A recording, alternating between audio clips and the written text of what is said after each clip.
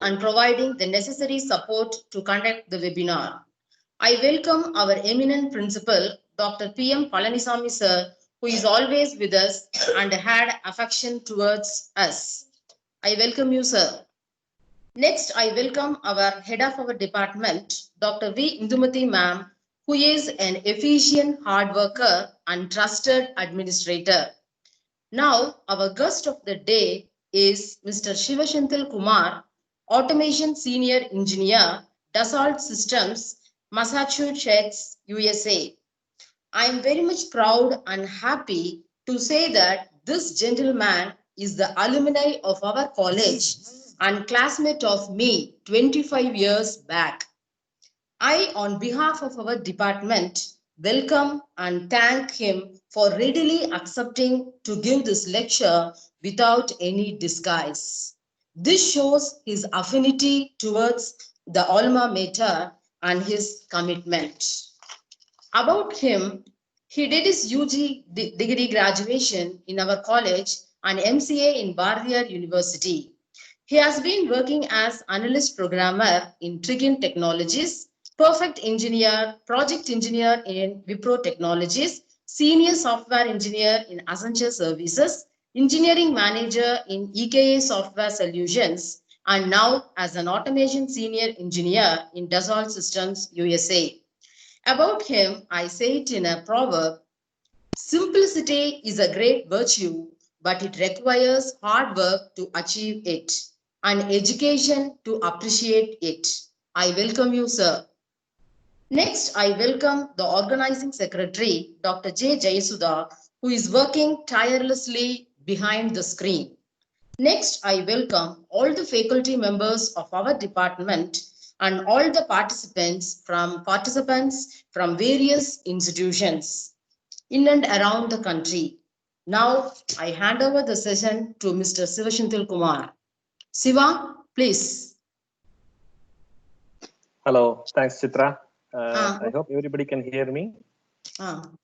Yes, Siva. Okay, could you make me, okay, I am the presenter. Let me share my screen.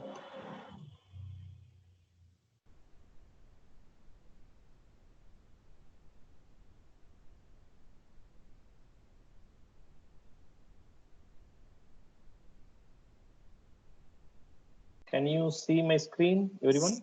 Yes, Shiva. Okay. It is awesome. Visible. Okay, awesome.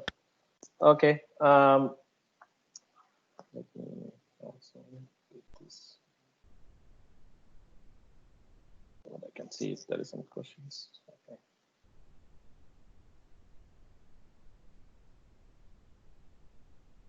All right. Okay. Good morning, good evening, good afternoon from wherever the part of the world you are all logging in. I'm SENTHIL Kumar. As everybody has introduced me, it's really a pleasure for me to address such a beautiful and intellectuals of NGM College. I did my BSc Max in 94-97 and I did my MCA 97-2000. And right now I'm a DevOps architect at Dassault Systems. And I'm also a technical evangelist. My interest is about all DevOps. It interests me a lot to trying to relate myself into my real world entities and how it goes. So, first of all, I want to thank everybody who has given me this opportunity to address everyone, all these beautiful folks all over the world, in India, Pollachi, everywhere. I should thank Dr. Indumati ma'am, Chitra, my classmate and principal, and everybody who has worked to make this happen.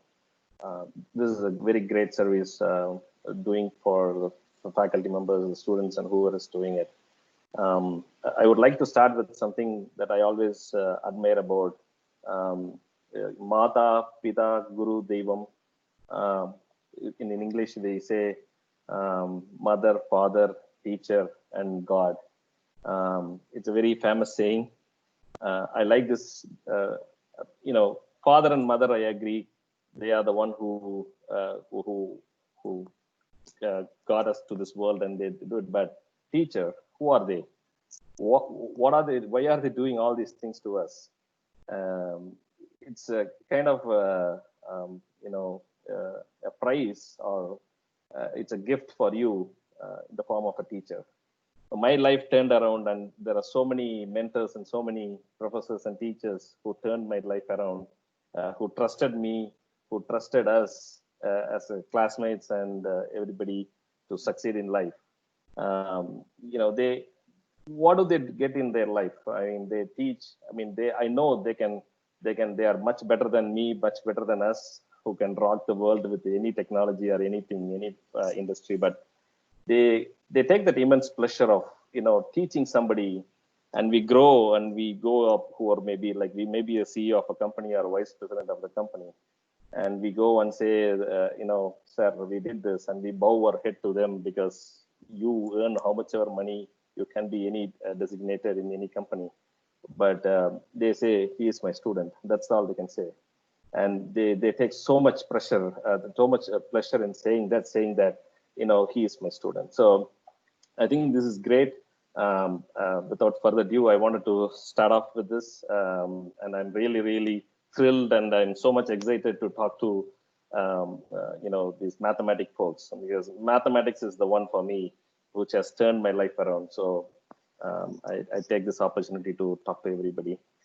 Please raise your hand if you have any questions. I should have about 10-15 minutes towards the end, have any questions to answer, but you can stop me anytime when I am going forward with this presentation. Interestingly, when they gave me the brochure or whatever it is, it said that what is the role of maths in computer science?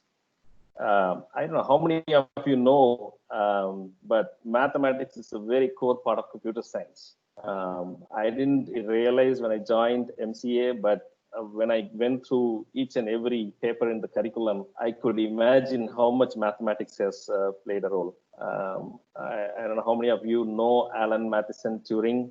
He's a very famous guy who lived very short time, for like 42 years.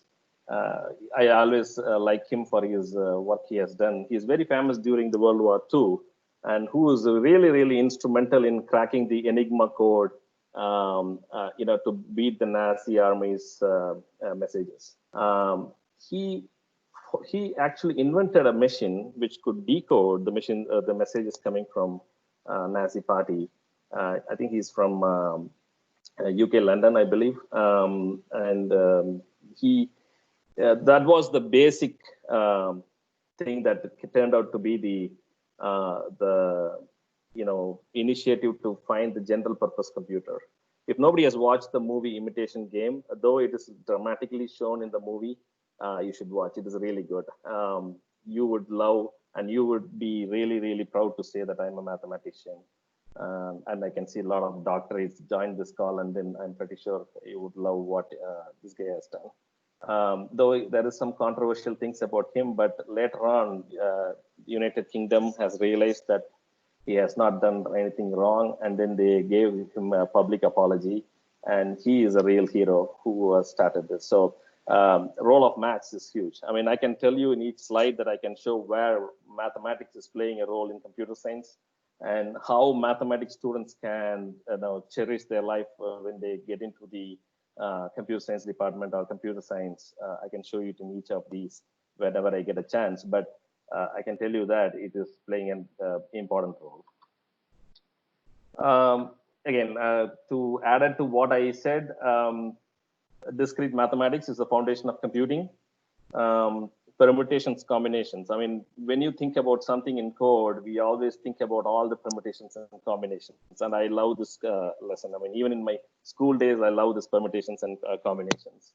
And your analytical skills. Analyticals is really important for you in our computer science field. Each and everything you do, all depends on your analysis. So, and even when during our college days, system analysis design analysis is a very key part of it. Though these days agile methodology has taken over the world, but analytical skills is really important. These days, they say the data scientist role, it's very hot in the market. Who are these data scientists? What do they do?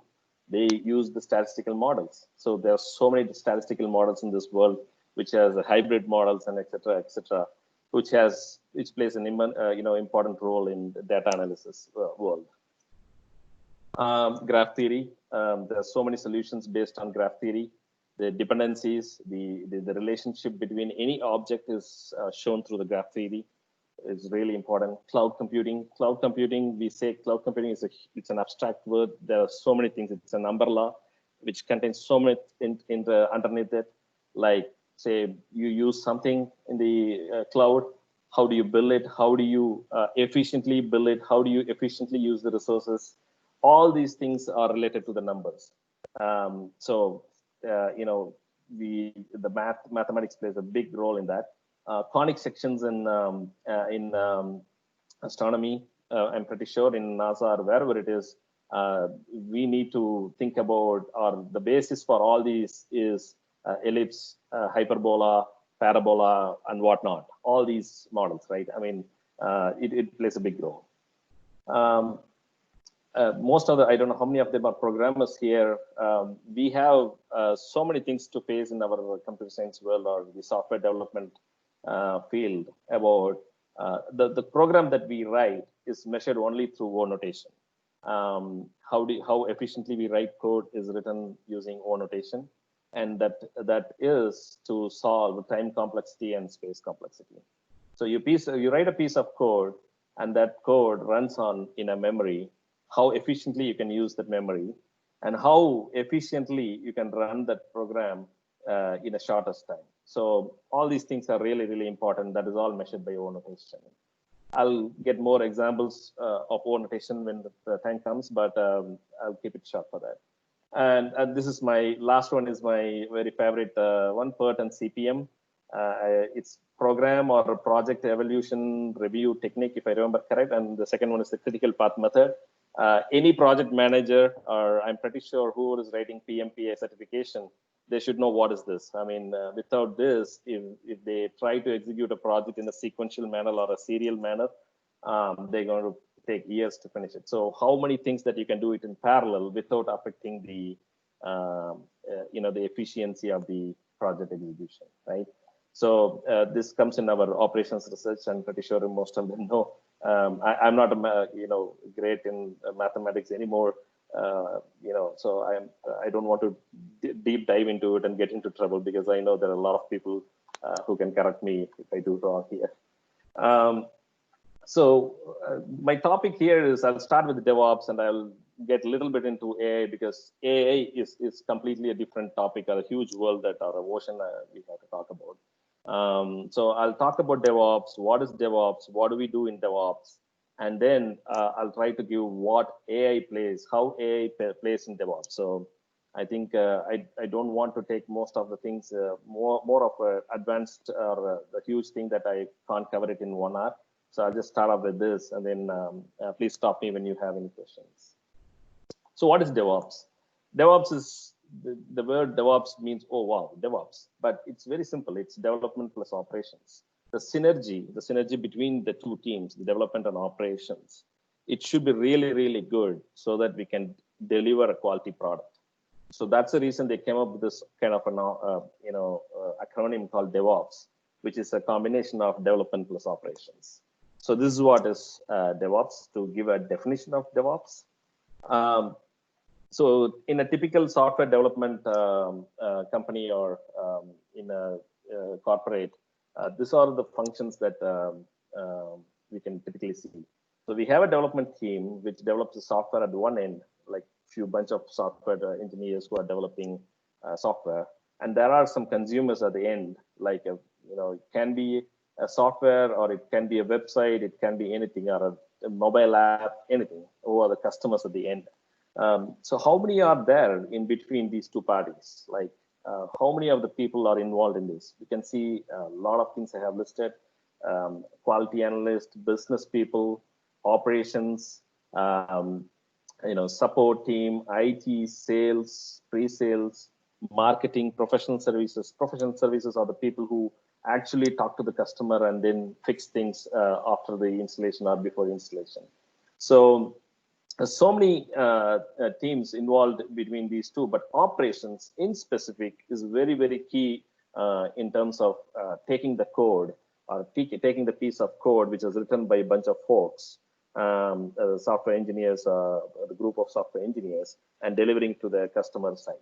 So that's really crucial for the operations team. So what do the operations team do in terms of their day-to-day activities, right? They have to maintain the software configuration management. We call it in our world, it's SCM, we call it. That's an acronym. They do the validation, they do the build, and they also do the release. So they take care of the release by, with all the validations and make sure that it is in a proper shape. And they also version it. So you release the software. During my days, the software was released like once in a year, or maybe a couple of times a year, maybe 4 times a year, like a quarterly release. But these days, releasing a software on a daily basis is becoming a very common thing because the market is so competitive. You ask for something, or a customer, you being a customer, ask for something, it is ready tomorrow by having a new version of a software installed on the cloud or on the mobile app. And I think pretty sure that you would have used apps these days in the iPhone or Samsung phones or any phones that you will see the app getting updated or the OS getting updated frequently to get the new version of software that you're looking for. And in the competitive world, you stay ahead of the competitors. So that way, we also maintain the versioning. So operations team also maintain the versions. Say if we have like 15, 20 releases a year or maybe 100 releases, how do I version these? How do I maintain these? That's where versioning comes into picture. And for this versioning, we also, mathematics plays a key role because we need to have a major, minor version numbers and keep track of it. And how do we know which version is going where? So that's really a tough one. And also we have a very important thing of deployment. Just like any deployment, just for in our real world entity, how do we deploy people into a location? How do we effectively move people from one location to another location? Like maybe the Indian Army moving from one location to another location. The same way, the source code or the software, the piece of code has to be deployed into a proper location with a minimal effort, with a no fuss, no chaos, with a in an efficient way. So that's the deployment. So you deploy it, you finish everything, and then the software is running. Is that your job done for operations? No, they have to monitor. How do you make sure that whatever you have done is doing well? So that's where the monitoring comes into picture. And last but not the least is environments, right? You have a piece of code which runs in production. Is that good enough? Like, how do you mimic that production environment in your local? You may have a QA team which wants to see that, and you may have a development team, you may have a UAT team. They wanted to see the piece of code not going to the production, but having a local version of it. So that's where the different environments comes into picture. So we have like dev, QA, pre-prod, and production. So these are all the typical operations, typical tasks that the day-to-day activities that the operations team does. So the definition, if you ask for DevOps, is that it's a kind of a best practices, I would say, or the set of practices. Excuse me, Siva. Yeah. You can share your presentation. It is not your sharing. Just slide. The first slide is showing. Oh, really?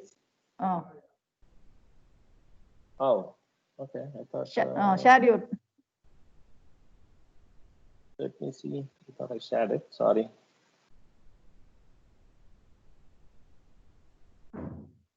Is it visible now? Yeah. No. Oh, okay. Sorry about that. Okay. I think I missed some of the slides. I probably would have mentioned. So I was talking about Alan Turing. This is the person. So I was talking about these operations. Sorry about that, everyone. I thought that I'm sharing everything. It's a kind of technology chaos. So I was talking about all the operations, that are day-to-day activities that the operations team does. And I was in this slide talking about what is DevOps, right? It's a set of practices that combines software development and the operations, which aims to shorten the cycle, right? Shorten the cycle with providing highest software quality when you try to deploy things into the production. So that's where the DevOps principles comes into picture.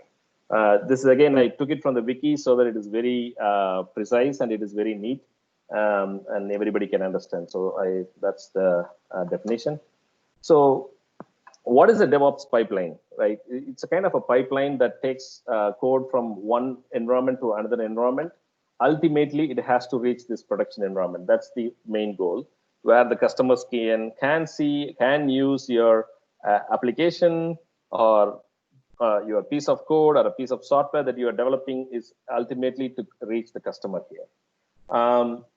So in between that, you have so many layers that you can go through. The first one is like you write a piece of code, then you write, how do you test your code? You need to write unit tests, right? I mean, you need to validate that you have written a piece of code. Just for instance, you're adding two numbers. So how do you test that? So that's using unit tests. Then you deploy your code into the development server where all your developers can see the code that you have developed and deployed.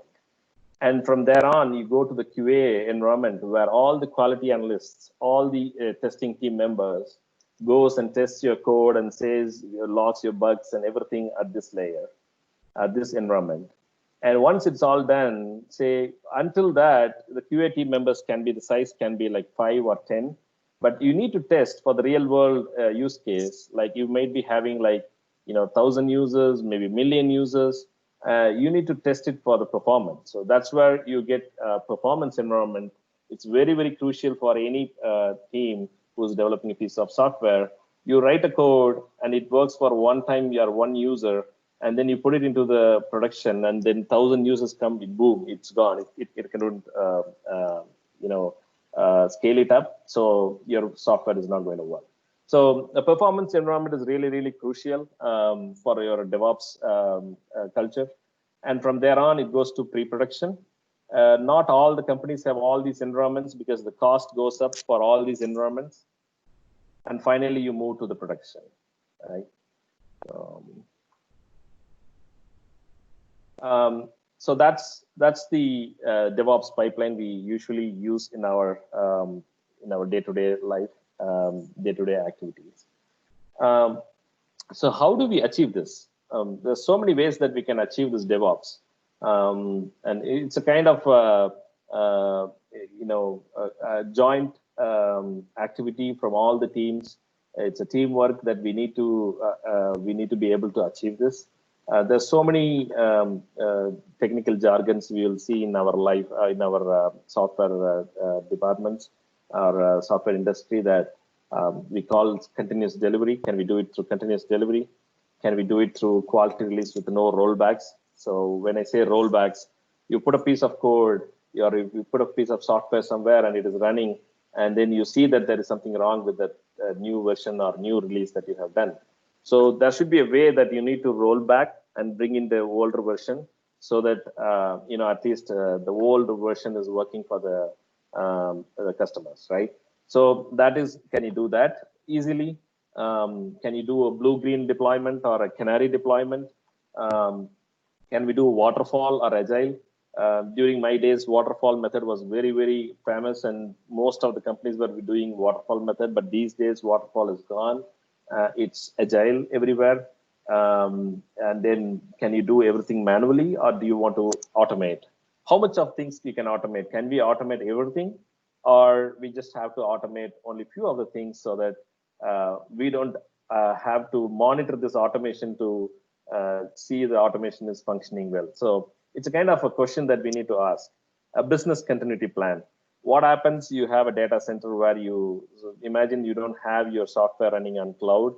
It runs on a data center where or maybe a lab or anywhere that your company is having your data center. And then there is a power outage. Say the power failure is happening. or there's a cyclone or some natural disaster happening, how do you make sure? Can we tell the customers that, you know, our data center was having power failure, so the site was down, or the piece of software was not working? Can we do that? No, we cannot. So there should be a plan, business continuity plan for all these, though it would happen in once in 50 years, or it may not even happen, that the data center you set it up is like free from all these natural calamities, free from all these issues that we are facing day to day right now, like a COVID-19 or whatever.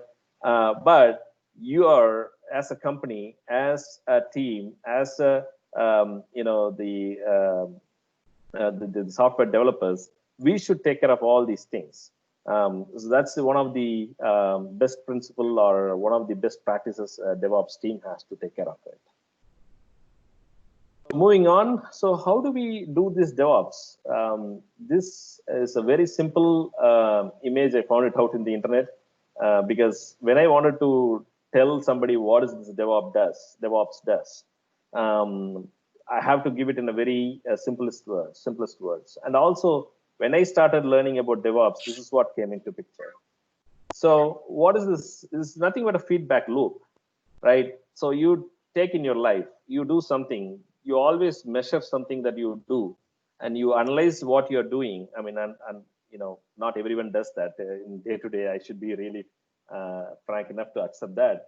But it's a very simple scenario that you see it in your life, that you have to, you can follow this thing. So same thing that DevOps is also encouraging you to do. So you do something and you measure that what you're doing, and then you analyze like how much of the efficiency you are getting, how much of the positivity you're seeing, and then you analyze. And if there is, I think I'm pretty sure there will be a lot of issues that you would have faced, and not everybody is perfect on the first time. So you will have a lot of issues. So don't be afraid of issues. I mean, don't be afraid of any chaos, because chaos is the one which will make you perfect, right? So you correct it, and then you repeat this process. You put it into this loop. You keep doing this until you are 100% sure, okay, I'm good. Let's do this in production as well. So that's nothing but DevOps. It's so successful. You can follow whatever you want. There is no tech stack that, okay, you need to use Java, you need to use .NET, you need to use AWS, or you need to use Azure. No, I mean, it depends on the company. It depends on your environment, what and how you want to implement, so that you can develop a software with ease, and you can also deploy the code, or you can deliver the code, piece of software, without any issues with the quality and the customer satisfaction. So if you can do that, that's what is DevOps, right? So this is the fundamental principle in DevOps, which is like a kind of feedback loop. I'm pretty sure there are a lot of definitions in the internet that we can go through. So at least in our typical, in companies like us, or most of the companies have this kind of a typical workflow, or the tasks that we do in our day-to-day activities. The first thing is to start with SCM branching, which is a source code configuration management branching. So I'll explain in detail about what does this do. But this is a very fundamental thing that we need to. You write a piece of code and you do it all over throughout the year. How do you remember that whatever you have written, or how do you remember some X person has developed something like few years back? How do you remember all those things? So that's where we need to have the configuration management for your software or your source code. So SCM branching is really crucial. The pipelines is the one which moves from code from one place to another place with all the validations in picture. I can bring you, I can show a lot of examples in detail in coming slides, and about the promotions as well. Unit testing is really crucial. You write a piece of code, it works for you because you think in your mind that this is what the scenario, this will be the input. But as an end user, how do you make sure whatever they are going to input as a parameter, or whatever for the method you have written, is going to work? So you need to think through all these permutations and combinations, like I said in the previous slides. Like say you have an addition of two numbers that you have written a method. How do you make sure that method, addition of two numbers is fine. So you need to have test cases like all four combinations. What are those combinations? Adding two positive numbers, adding two negative numbers, adding a negative and a positive number, adding a negative, positive, and a negative number. So this is like a all these things that you always think about it in terms of mathematical models, and then you can always implement in that way. That's where the unit testing is really crucial. Fail fast validation. You write, you do something, and even if it fails, it has to fail fast. It's not that it has to go to the production and the customer sees something and then he reports or she reports that it is failing there. So fail fast is really, really crucial. Quality analysts are very crucial for the software quality, for the quality of the product that you deliver. So quality analyst team is really, really important.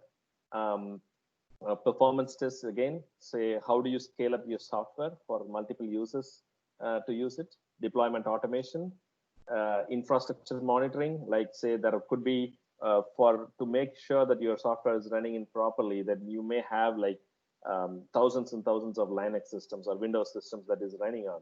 How do you make sure that these machines doesn't go down? So that's where the infrastructure monitoring is really, really crucial, that if any machine goes down, either you have another machine to take over the job, or there should be a paging, or there should be a message, there could be an alarm to the team saying that this machine has gone down. You address it immediately, otherwise your software is going down. So infrastructure monitoring is really crucial. Data lake, this is really a very, very crucial part of it, and that's where our all our analysis comes into picture. You keep all the data, whatever you do, in terms of anything you do, start from the beginning of your software development to the end of the deployment, you keep all the data. Data is really, really important for us. So these are all the important things that we do in this feedback loop. Each and every process goes through this feedback loop, and we improvise that and to make it perfect. So when I say source code management, configuration management, and branching promotions, this is a typical view of the the branching. That could be more complex. The branching companies can follow, but this is very, very common way of doing it. Right from these branch, we take that piece of code and then we deploy it into the production. How does the code reach this branch? It comes from the developer's branch here. So I write some piece of code here, and then it reaches to production, that is the master branch, going through all these intermediate branches, and it reaches the master branch. Can it reach this master branch immediately, faster? No. It has to go through so much of validations. It can do it automatically to reach this master branch, but it has to go through so much of iterations, so much of validations and testing before it reaches the master. Why? Because quality is our utmost promise that we have to give it to the customers. So this branching is a very simple thing that I'm depicting here, but that could be a more complex branching. But typically, any software company would follow this kind of branching promotions model. What is the build pipeline? Again, this is a very, very simple build pipeline I have shown. One of the software source code configuration management software, which is providing this kind of a pipeline, but there are so many tools which provides this. We could move the code all the way from your machine to the production, going through these validations. When you see a green tick mark, it means that it is going through smoothly towards the production. But if you see these kind of red marks, it means it is failing somewhere, it is having some issues. All those things can be typically monitored at the high level in terms of build pipelines. Again, this is really crucial, and it's becoming a trending technology for everybody in the software development. Probably I'll move to the next piece of code. Like I was talking about the unit testing. So this image gives you, the explanation, like how you write a piece of code, and it keeps expanding and every day, and you don't even remember what kind of code you have written like a week back or maybe a few months back. That's not an excuse for a mathematics student. I know that you should have a good memory, but once you get into software development, you have all the excuse in the world. So for that, how do you make sure that the code may be written by you, it could be written by somebody else. You might be more, maintaining somebody's code after some time. You cannot say that, oh, that code was written by somebody, so I'm not going to look into it. No, I mean, that's not the excuse you can give it. So how do you make sure that it's all fine? So for that, you need to have a test coverage. You need to have all the test cases for the code you have written, with all the boundary conditions. Something called test-driven development. I don't know. I have a funny friend, a friend of mine who is really funny. When he solves a theorem, or when he wants to prove a theorem, he will do a bottom-top approach. So that's a typical thing of doing test-driven development. That's what I remember when I learned about test-driven development. So you write a test first and it fails.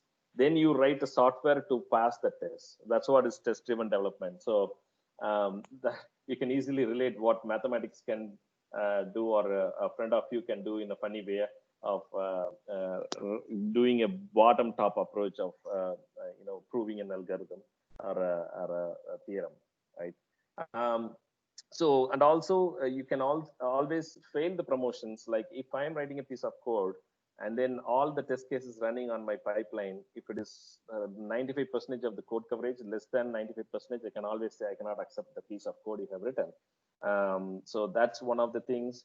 When the unit test fails, you fail the promotion, that I cannot accept the software. We need to religiously follow the test guidelines.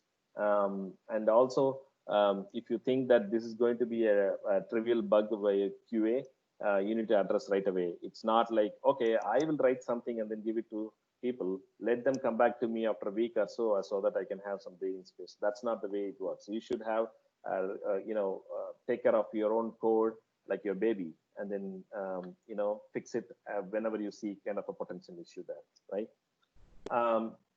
So this is really, really, this is kind of life mantra too for me. You do something, it has to fail fast. You don't want to fail at the end of it, right? I mean, you prepare for something, you prepare for an exam, you prepare for whatever you are doing. You don't want to be failing at the end. You should anticipate things, right? Anything you do. In life, you cannot have a failure at the important juncture of your life, right?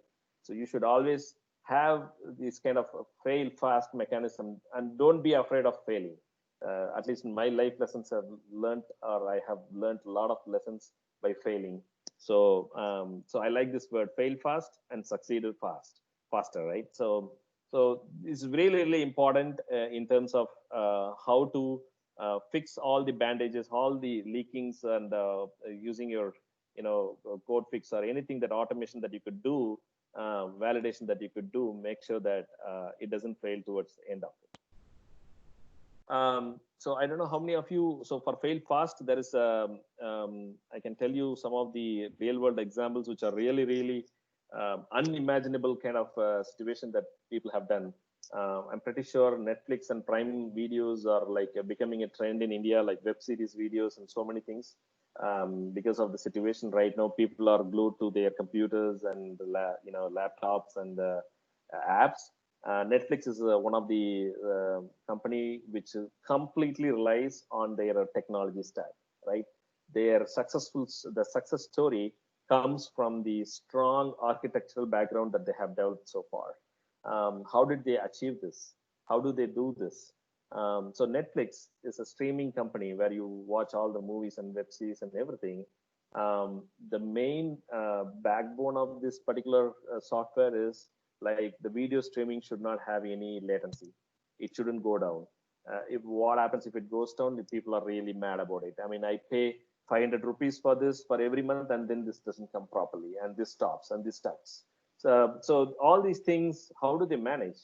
So they have a real world scenario, or they have all these environments to test before even it goes to the customer environment, they have these kind of chaos monkey and a Hannitor monkey and security monkey. All these are the piece of code which will break their own software, or it will tend to break their software. Like they have as environment, they will, kind of, they will try to simulate a scenario where there are millions of users watching a particular movie or watching a particular series, right? There should be a super hit show which is released and everybody jumps on it. Like, so those kind of things, they try to mimic their environment and see if their software is able to recover from this kind of chaos. So that's where the chaos monkey, handler monkey, and security monkey, all these software, it is there in GitHub. Anybody can use it. So that shows the kind of confidence they have developed as a software, right? So this is one of the important, example for a fail fast validation that happens for these kind of companies, or even for any company who is developing a software should have this kind of a tool to crack through their issues. Automation testing is really crucial. The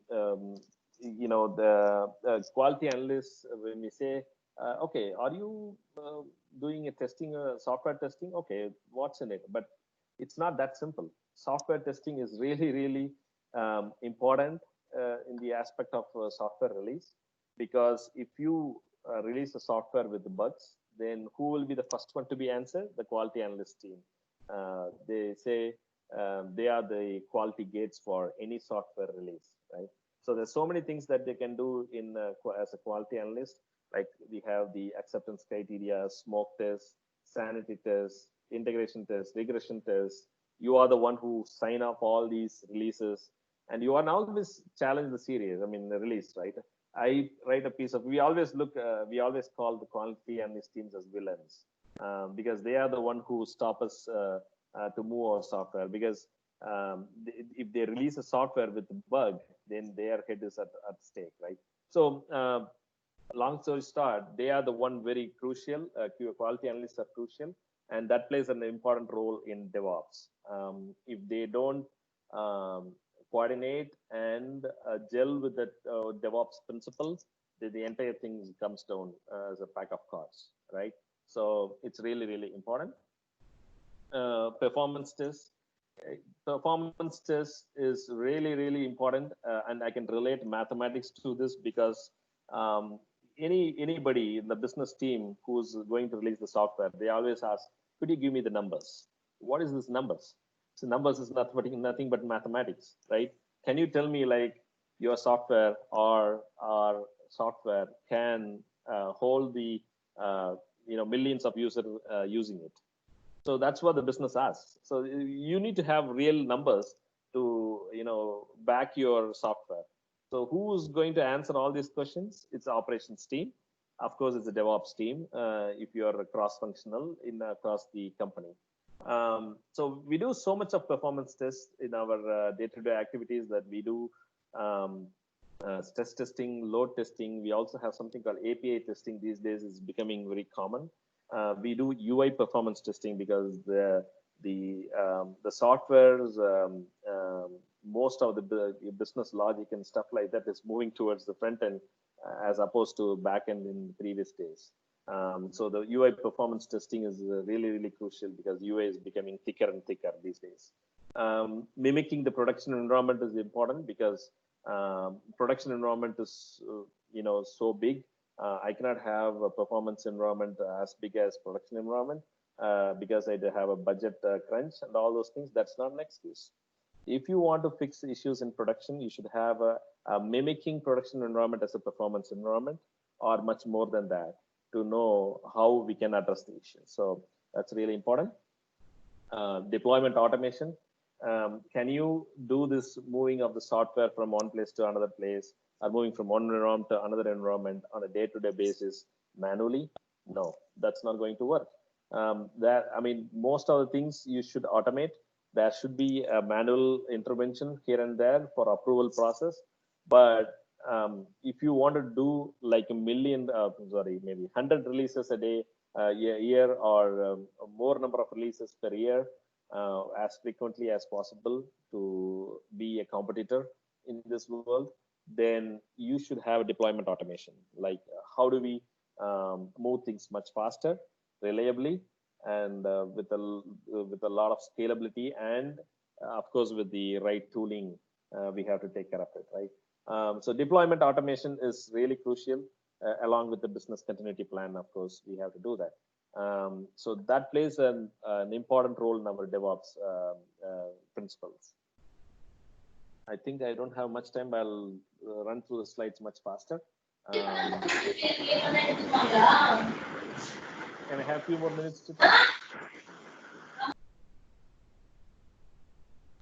Okay. Yes, sir, you can continue. Okay, thank you.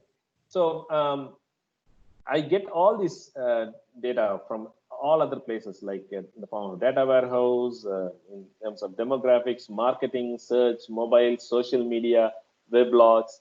I have so much of data. Can I discard all this data? No, you cannot. I know for sure that the data you see coming from some like a social media, whatever, may not be useful at that time, but in future, it may be really, really useful for you to analyze something. So for us, what we do is that whatever we get in terms of data from different areas or different places, that we feed everything into lake, just like a rivers flowing into the sea, or even for the lake coming from the streams coming out from the different mountain areas. We store it in the lake. Same way we call it as a data lake, we store it. And at some point of time, we will form a universe out of this lake, and then we'll try to have visualizations, and then we come up with some kind of decision making with this data lake. We also call that as key performance indicators. In that, those are the things that we are interested in making decisions, like should we do or not do, something like that. So, and also it also gives us real-time data analysis and alerts, which can tell, like, you know, one of the machines CPU usage is like 90%. It is soon going to go down. So have somebody to take care of it, or have a backing mechanism to you know, get another instance when this goes down, so that there is no impact in the you know, the customer experience. So, and it improvises so many things for us in the day-to-day activity. So data lake is very crucial for DevOps again. So when we the topic is really AI-induced DevOps. Artificial intelligence is a huge word, right? I mean, it's like an umbrella term for so many technology. It can come under the hood, which is kind of act like a human intelligence and then act accordingly like a human, which is a huge thing in this world. It is a revolution that we are seeing. Is it 100%? No, it is not 100%, because we don't want to lose our jobs, saying that the machines can take away our jobs. So it is doing a lot of thing like human, but it's not 100%, but it is coming there. But it is not going to take away all the jobs, though. I mean, it's a kind of a, it will take a little bit of people's job, but it's not it's not going to take away everybody, but it is kind of trivial jobs will be taken away by this kind of an artificial intelligence. It's a huge term. Again, I'm not an expert in artificial intelligence. I haven't stepped into it. I don't know what in deep what it is, but in high level, it is a kind of a machine intelligence, right? Excuse me. So how does it take action like a natural intelligence? What does it do? We, as a company, that we use machine learning, kind of it's one of an application of AI. Again, as I said, AI is a huge thing, and then machine learning is one of the application in AI, if I'm not wrong. Again, my you know, interception or in my perception might be wrong, but that's how I think that machine learning is part of an application of an AI. But we do have that those based applications. We do the very basic level. which gives access to the data and the machines can, so that the machines can take a decision. So it's, how does it act? Can it act on its own? No, it needs some data. That data is nothing but historical data. Let me come back to that with a proper example, like for instance, you know, you go to a market and then you wanted to buy a goat or you wanted to buy a cow. What are the chances that that the deal is going to be a go or no go? You need to have a definite number, and that number should be satisfied by that guy who is going to sell the goat or a cow or whoever it is.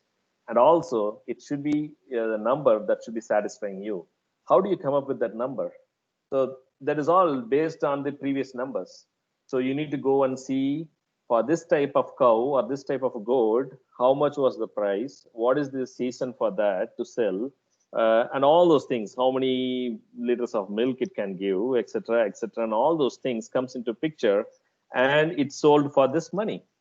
So this becomes a kind of historical data to make a decision, and when you do that, that becomes your you know, binary classification. So at the high level, we have 3 classifications in terms of machine learning, which makes a decision for you, which is binary.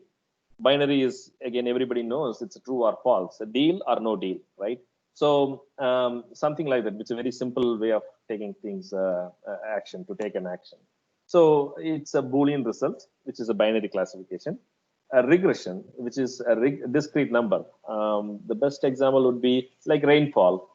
During the month of June, July, which is monsoon period in Pollachi, which I cannot forget, how much do you predict as a number of millimeters of rain can come to Pollachi?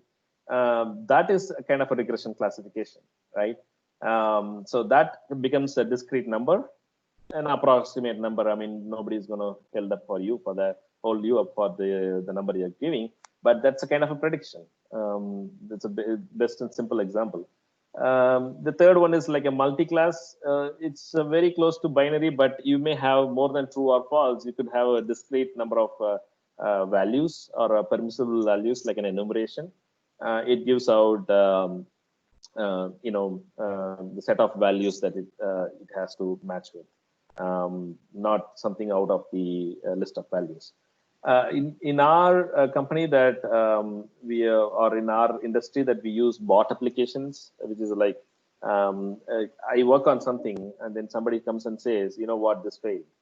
You know what, you need to go and approve this. You know what, you need to come and fix this.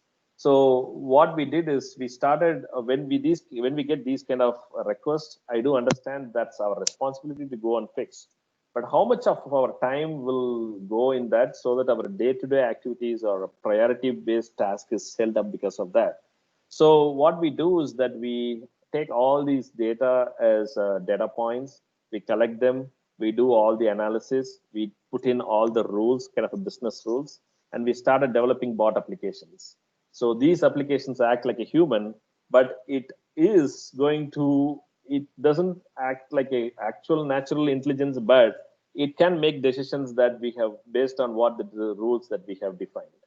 Okay, but what you need to do is that if you see these things, fail the promotion.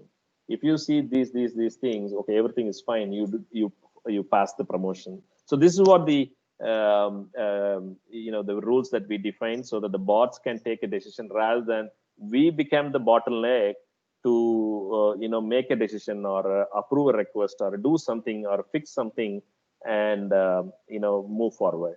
So bot application is one kind of an AI, we can say, but it is not a pure AI, but still we mimic some kind of a human intelligence in the form of a source code or a piece of software that runs all the time to monitor.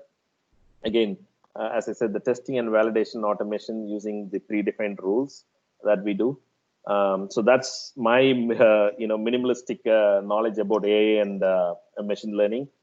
Forgive me if I have you know, not given a proper example or a real world example that you folks cannot understand. But there are a lot. I mean, this is a huge ocean, like that's becoming trending, but feel free to Google it and figure out some of the white papers that have been released with very simple examples that you can learn about it. There's so many lists and tools and tasks that you can do, you can learn about if you want to become familiar with the DevOps. I'm going to share this presentation if anybody wants it, because I have to run through the slides. It's, I think, more than an hour or so. And these are all the key tech stack that few people would have already been working on these or heard about it, or who are already worked. Probably these are the trending tech stack in the current industry.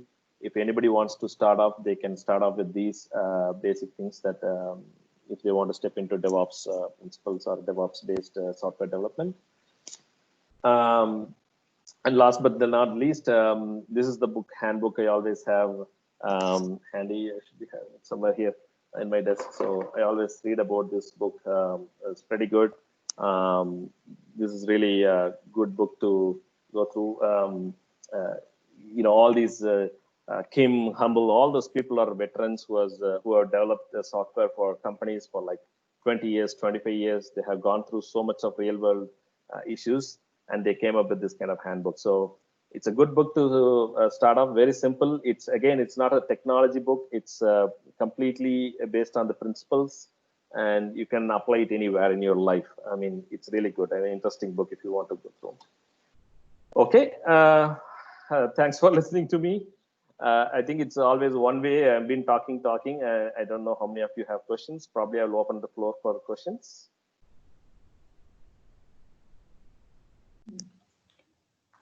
Thank you, sir. It was a wonderful presentation. You took it more in an application-oriented way, explaining all the mechanisms running behind in a more simple manner, also by giving appropriate examples. Thank you, sir. It was a good presentation. Thank you. Participants, if you have any queries, you can ask him. You can just you can unmute. Hello. Hello. Yeah. Can you hear? Yeah, I can hear me. I can hear you. Yeah. Who is this? Radhakrishnan, actually from Chennai. Yeah. My question not related to your presentation. I'm asking one general question. Since you are having undergraduate in mathematics and postgraduate in computer science, actually some people who are joined in undergraduate mathematics or postgraduate in mathematics, due to their financial constraint or some other constraint, they joined mathematics, but they wanted to become the software professional. What are the qualities they have to improve, especially skill and other qualities? What are the qualities they want to improve? So since you are working in software industry, so in US, that is why I'm raising this question, because I'm a Max professor. So I will share this information to them. Thank you. Yeah, excellent question, Mr. Radhakrishnan. It's really a wonderful question, I would say. Yeah, so it's the same thing. I mean, whatever the scenario you explained, I have gone through the same thing. Luckily, you know, I got an opportunity to get into MCA, but like you said, I couldn't get into engineering college, so I joined BSc Max. But I never regretted for that, because mathematics has given me so many things in my life, with the beautiful professors who taught me everything about it.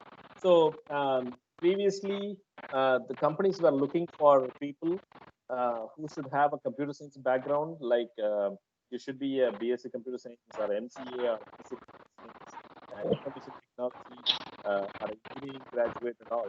But these days, it's like graduation or a degree is not a constraint. I can see, at least I'm getting ads that people from mathematics are all most welcome to attend the interviews and stuff like that. It is good. But having said that, before even you get to that level, the basics of computer science or the fundamental principles of computer science, if you can get a basic understanding, that will be really, really good for them. So that you can, the odds of beating other candidates in the interview will be really good.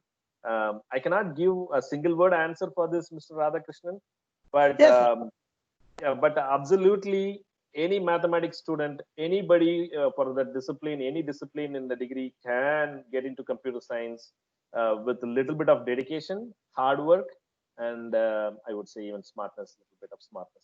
Right?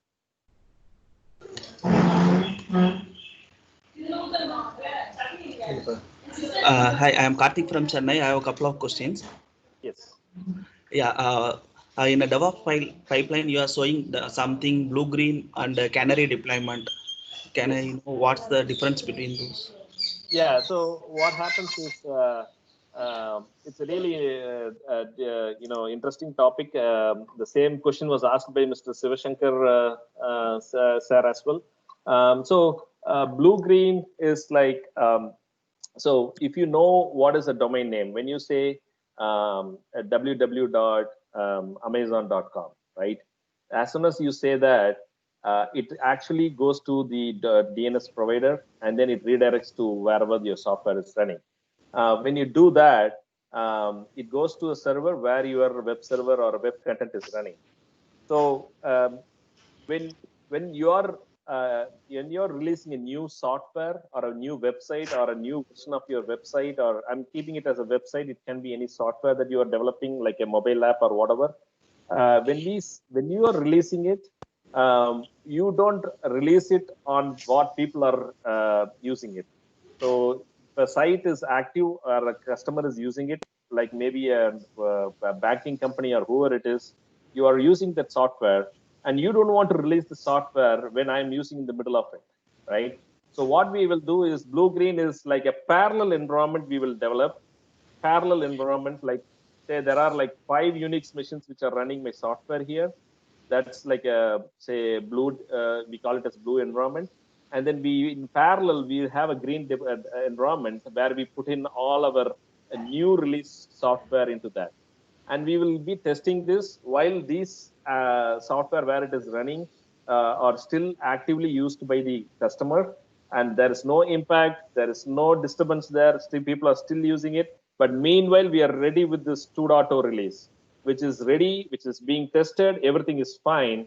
At some point of time when the load balancer or the DNS which is pointing to this environment will be, the wire will be cut off here, and then it will be pointing to this software, which we have the confidence that it is working fine.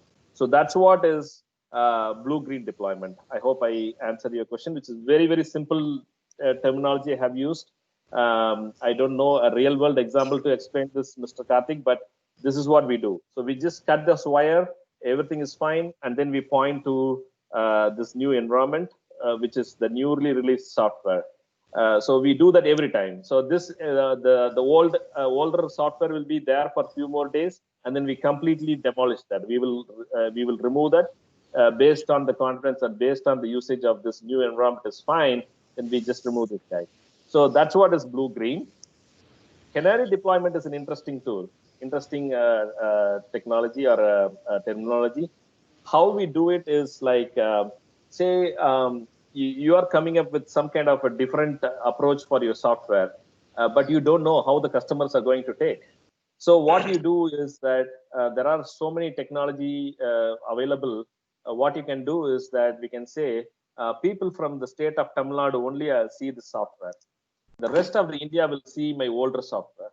And I wanted to see how the software behaves for the people of Tamil Nadu or people of Kerala, whoever it is, or the people of entire South India, and see, get the feedback.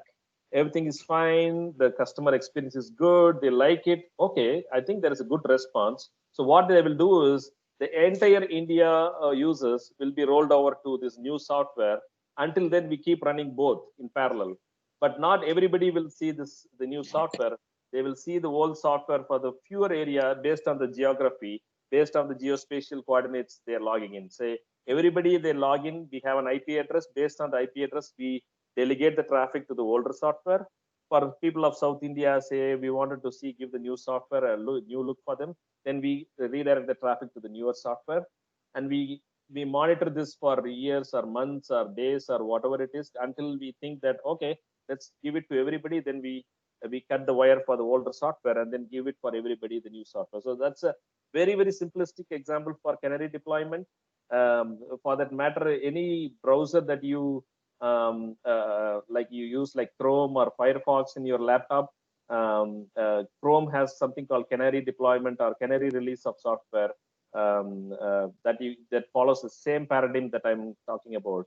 but nobody uses it or nobody sees it, because the moment you launch your browser, it says your browser version is old, you need to update it. But behind the scenes, they have the same kind of an approach that any user want to use any newer version, new beta version, they can go and download it and use it, which is very similar to Canary deployment, but it's not visible to everybody. I hope I answered your question, Karthik.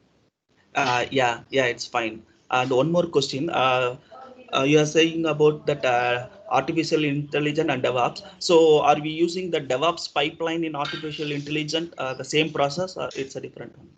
Yeah, so artificial intelligence is a huge well. Like I said, artificial intelligence is like acting like a human, right? Say you have 100 people who are trying to do a job in your company, and they all 100 people become a kind of a bottleneck. If nobody acts or if they are busy with some other work, so all these works are like held up because nobody is taking a decision. So that's where artificial intelligence comes into picture. Like a human intelligence, it cannot do everything, but it can do based on what the rules you give it. So it's a huge thing. It's not only in DevOps. Artificial intelligence is used everywhere. It's used in the military field. It is used in NASA, anywhere. Even it's becoming a big thing these days. Any company who is doing something software development, they should have a separate section for artificial intelligence or machine learning. Otherwise, it becomes like, oh, you don't do anything in machine learning. That kind of question arises. So it's a huge thing. It can be used anywhere. It can be used in QA. It can be used in software development. It can be used in DevOps. It can be used anywhere. But whatever I showed was like a small section of artificial intelligence we were trying to mimic in our DevOps to make it smooth and easy. Yeah, thank you. Thank you. Okay. Let me answer Sivashankar's second question before I move on. Build pipeline dashboard. Do we have any tool to view a single in a place? Yeah, there are so many tools like for the data lakes or even for the build pipeline dashboards that we see. So if you are talking about build pipeline dashboard, we have tools like GitLab. We have tools like Bitbucket. So many tools are there right now. They are all free too if you are using it on your local systems. But if you wanted to use it for like 25 users or whatever, then you need to pay for it. And also there is a community edition, there is an enterprise edition, you can use it. So many tools. And there is another kind of a tool, which is ELK. We call it like Elasticsearch Kibana, which is used for dashboarding your data lake. The analysis you make out of the data lake that I was explaining, you can depict as reports or dashboard. We call it as ELK stack, which is Elasticsearch Logstash Kibana. That is also freely available tool, community edition. You can use it, Mr. Sivashankar.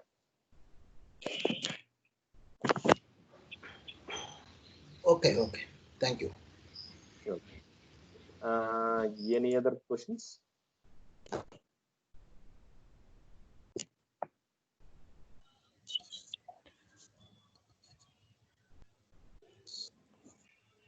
If there are no queries, shall we close the session? Yeah, thanks everyone. Sorry, the first few slides I was not able to go through it, sync with whatever I was talking. I'll be sending my presentation to Chitra and Indumati ma'am. They will be able to circulate if you're really interested about whatever I have done. Thank you so much for listening to me with a lot of patience and whatever I was talking. Thank you. Sir, we'll have a formal vote of thanks. Yep. Chitra ma'am, you can propose the vote of thanks. Okay.